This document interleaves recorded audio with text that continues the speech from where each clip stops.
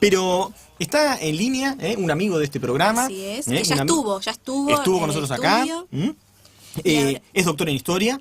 Es escritor. Es escritor. Y actual director provincial de Museos y Preservación Patrimonial de la provincia de Buenos Aires. Bienvenido nuevamente a Ricardo López Gotic, Noelia Cortinas habla y Elian Pregno. Hola, Noelia, ¿qué tal? ¿Cómo va? ¿Cómo va, Ricardo? ¿Cómo estás? Elian? ¿Cómo andas? ¿Bien? ¿Cómo anda todo? Bien, bien, bien. Estábamos acá deliberando, ¿no? Porque necesitamos alivianar un poco la carga, los contenidos mínimos de los estudiantes de la Facultad de Medicina de la Universidad Nacional del Nordeste. Así que estamos pensando en salir en caravana, ahora vamos a ir, para cortar todos. Tenemos que cortar todos el puente que une Corrientes y Resistencia. Porque te imaginas que los quieren hacer aprobar con 8, ¿viste? Entonces no habrá que sacar algunos órganos del cuerpo humano. Eso sería mucho mejor, ¿no? O directamente enfermedades que acá, mire, esto acá no se trata, porque me dicen, esto acá no se estudia esto. Y sería una solución para estos problemas. Pero, Ricardo, sabemos que estás trabajando, así que te agradecemos la deferencia de atendernos. Y te llamamos por un tema muy, muy puntual, lo que ocurrió en el Reino Unido la semana pasada, ¿no? Este referéndum, el Brexit, y la cosa sería, a ver, evidentemente era un resultado posible porque finalmente sucedió, acaeció. Ahora, ¿sorprendió? Bueno, ya sabemos que Gran Bretaña siempre ha tenido una actitud bastante euroscéptica.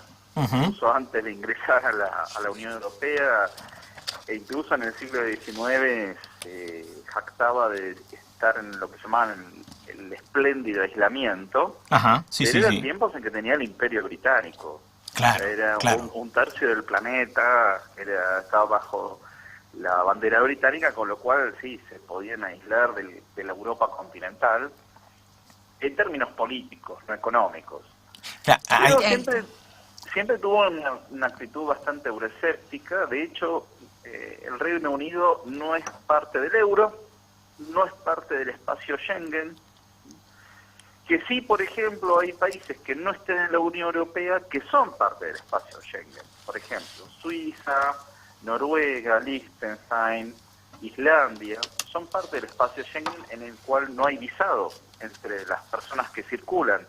Es decir, que Gran Bretaña siempre tuvo ya una actitud distante con respecto a la Unión Europea ya desde hace bastantes años.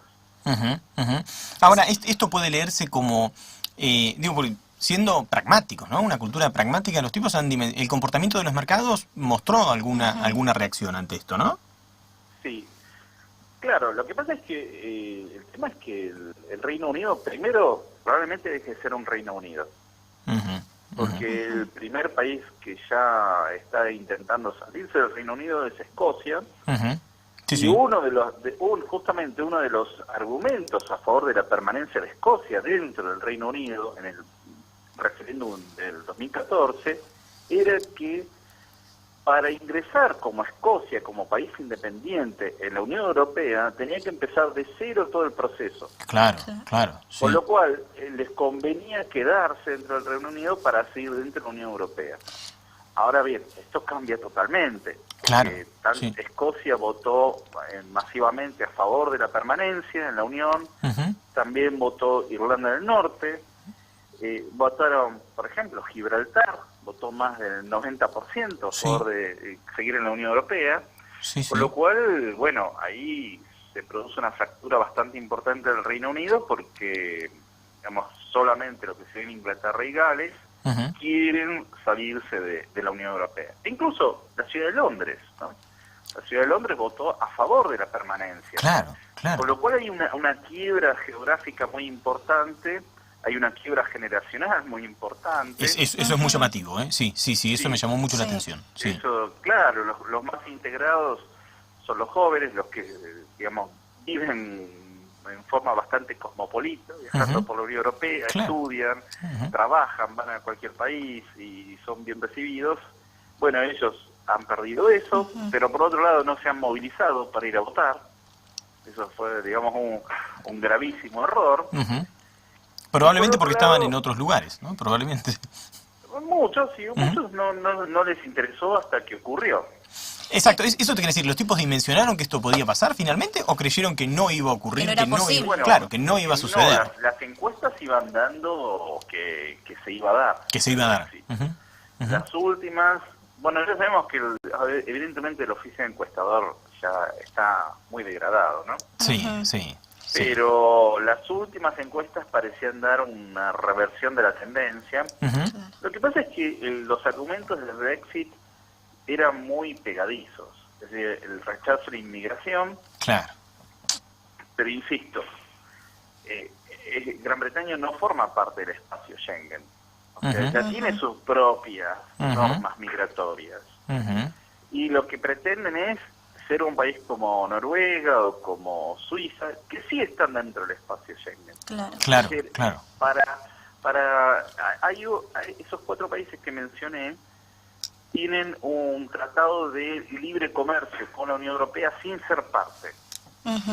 Ujú. pero tienen que, por ejemplo, aceptar una serie de normas comunitarias, tienen que aceptar la libre movilidad de las personas, con lo cual, digamos, justamente los principales argumentos para salirse son los que tienen que aceptar. Claro, Claro. Y exacto. además tienen que aceptar normas de la Unión Europea sin poder tener decisión sobre eso, lo cual es peor todavía. Sí. Y por otro lado, básicamente el 40% de la economía británica está estrechamente vinculada a la Europa continental. Y claro, sí, Exacto. tal cual. Con respecto a eso, Ricardo, ¿qué pasa Sí. con las Islas Malvinas? Porque las Islas Malvinas representan digamos, un gasto para Inglaterra, y ahora que Sí. se va a separar de la Unión Europea, ¿qué va a pasar con las islas? Bueno, en principio yo supongo que la población va a querer seguir siendo británica, no se va a convertir en argentinófila de un día para otro. Pero a mí lo que me llama la atención es qué es lo que va a pasar en Gran Bretaña como potencia continental y como, digamos, por ejemplo, hoy está en el Consejo de Seguridad de Naciones Unidas. Ujú. Ujú. Un Reino Unido sin Escocia, sin Irlanda del Norte, sin estar en la Unión Europea y a su vez tener esa relación especial con Estados Unidos, ¿va a tener el mismo peso político en el mundo? Cierto, ¿eh? Sí, sí, Ujú. sí. Es sí. decir, hay una serie de cuestiones que evidentemente supusieron que todo va a ser igual, pero lejos de Europa continental. Ujú. Y lo cierto es que sí, Londres es una de las grandes plazas financieras del mundo, pero justamente por tener esa relación estrecha con Estados Unidos, de alguna forma mantener el Commonwealth británico, ¿no? Todos los países que fueron dominios o demás, y a su vez estar dentro de la Unión Europea. Claro. Ahora que se salen, van a seguir teniendo el mismo peso político y militar que hasta ahora. Sí, Hay sí, una sí, serie sí. de consecuencias que no pensaron a largo plazo. Claro, Sin duda. exacto. Ahora, ¿y podemos esperar o es de temer un efecto contagio? Por ejemplo, ¿esto puede reavivar a los catalanes a que se animen a también a impulsar hacia el interior de la propia España, por ejemplo, la partición definitiva, la salida definitiva? Y la consecuencia de los catalanes, que Sí. yo no sé qué tan conscientes son, es que si se salen de España, tema que también deberíamos insinuar un poco que ocurrió con... Bueno, si Rajoy puede armar o no puede armar gobierno finalmente, todo indica que no, Sí. pero si esto puede generar un efecto dominó en otros países de la Unión. Yo creo que puede tener un efecto contagio, no en España, porque justamente el catalanismo está retrocediendo un poco, eso sucedió en las elecciones del domingo. Exacto, eso me parece que... Porque, digamos, los partidos constitucionales y quieren la unidad española son los que terminaron sacando una cantidad importante de votos. Ujú. Pero yo creo que puede tener un efecto negativo en el este europeo.